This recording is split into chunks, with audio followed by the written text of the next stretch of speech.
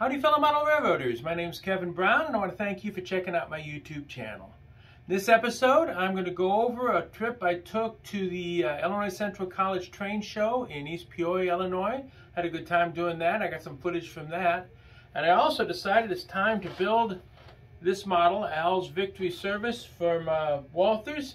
I wanted to get that done and I also managed to get it finished and put it on the module and get the module in good shape. So that's going to be most of this video. So first things first, the trip to ICC. Originally I was hoping to get a chance that weekend to go up to Mad City train show up in Madison, Wisconsin. We had quite a lot of snow that weekend and it just didn't seem smart for me to try and go 3 hours away to a train show. But as luck would have it, at Illinois Central College, they had their train show that same weekend on the Sunday. So I went to that instead and met some friends and took some footage. So sit back and I hope you enjoy what you see. Took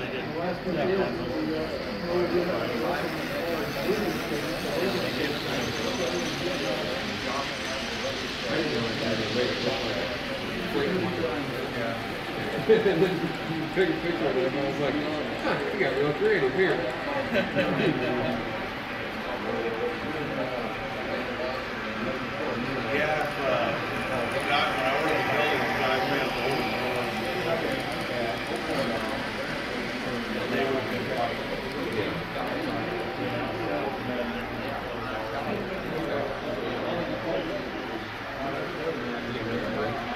It's a whole different people running this thing now. So. And I know that the guys before they do the layout.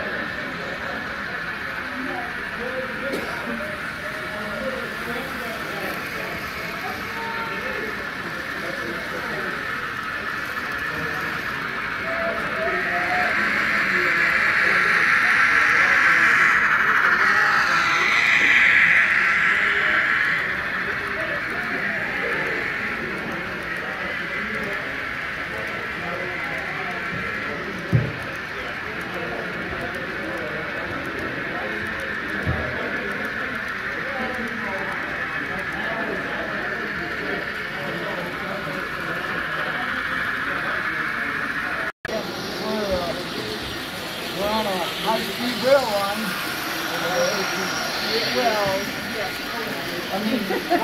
Whenever really gets going. The original Peoria. Big I did.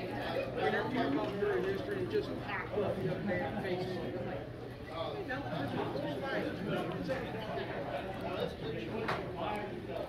Tell me about it. The only thing I picked up at the show were these 3 freight cars. I got them a really good price. I don't think I spent more than 12 bucks for each one. And those, along with this car, which I'm really kind of very impressed with, which I ordered since the last video. All of these will give me enough cars, plus the stuff I have in stock, to replace the few modern cars that I still have on my layout. So that's going to be my next project. Here's all the new cars and all the new car cards. I don't know if you can see, I painted the pins like I do to mark my cars. So these guys are ready to go on the layout. Well, here are the more modern cars replaced. Car cards pulled. All that's left is to update my inventory sheet. Here's my inventory sheet, all updated. This was surprisingly handy to take with to the show, and I've got enough cars now that it's hard for me to keep track of what I have and what I don't have. For the record, there's 77 cars on the layout, and I have a feeling I'm going to be adding every bit of 30 more. So it'll be over 100 when it's all said and done. But be that as it may, that's a project done. All the new cars are integrated, etc. Now it's time to start working on the gas station. Well, I'm upstairs here at my roll-top desk, and my doggies to help out. And I thought I'd try and start working on the structure. First things first, I did manage to clean this rat's nest up. It's probably the neatest it's been in a long time, which means I got plenty of space to work on this nice little structure, and also means I can't find a darn thing. I'll figure it out. So here's the kit. Walther's Owl's Victory Service. Looks to be like a nice little kit. We'll take a quick look at the details, but I'm getting ready to dig into it. Looking forward to it. Here's the kit all laid out. Pretty straightforward stuff. I find it interesting that the instructions say it's for the HO structure kit. I suppose it's all the same. It's all pretty much, what, 2 different colors of molding, and the clear stuff, of course, over here. Basically, it looks like it's 4 stages to construction. I'll start digging in by painting as much stuff as possible on the sprue. I suppose it'd be possible to spray paint this. I find it more difficult to touch up something that's been spray painted, and I've got no shortage of acrylic paints, so I'm just going to try it the old-fashioned way. So first step, let's start getting some stuff painted and assembled. Here's the first step done. All the wall sections are assembled. I tried something different with this. I don't know if you can tell. Instead of repainting all this stuff, I gave everything a very light, grimy black wash to bring out the details and to get rid of the sheen that is that's kind of common for plastic models. So far the instructions have been fairly straightforward, so time to go on to the next step, which is glue all this stuff together. Here's all the walls glued together on the base. I did a little bit of paint on the base, the sidewalk, etc. done. Because this model is going to be facing, the back's going to be facing everybody, I didn't put a whole lot of work into detailing the inside or anything like that. It won't be visible. But I tell you, using this Model Master cement, this thing went together really easy. Usually I gotta blue tape everything together and let it set, but man, it's just stuck. I really like working with this stuff. Next step is to get the roofs all put together. Here's the roof all in place. I just painted it that dark gray, a little bit of light gray on it as a dry brush to give it some highlights. And like the walls, this all went together very, very easily. It even has a little gutter on the back. That's kind of cool. So that's kind of most of the building done. I've got to do some of the gas pumps and the sign, and then this thing's ready for the module. Here's the last little bit of the kit, the gas pumps and the sign, and I'm very happy with the way all that turned out. So all in all, this kit has just been a ball to build, and it'll look really good on the module, and I'm going to start working on that next. Stay tuned. Alright, here's the module all kind of put together.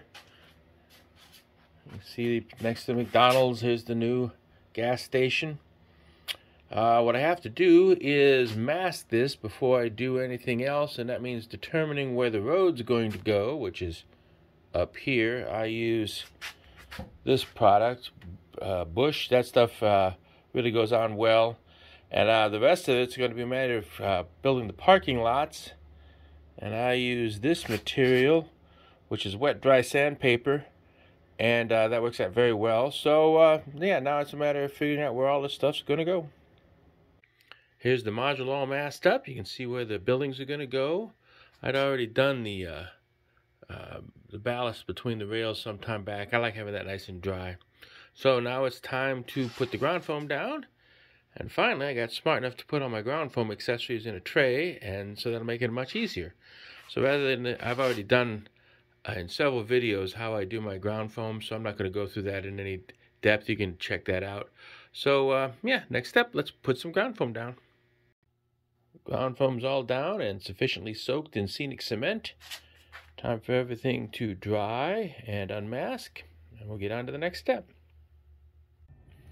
Well, here's the module the next day. I've unmasked it and let everything dry overnight. I usually like taking the masking tape off when everything's still a little damp so that it comes apart easily. But very happy with the way that turned out.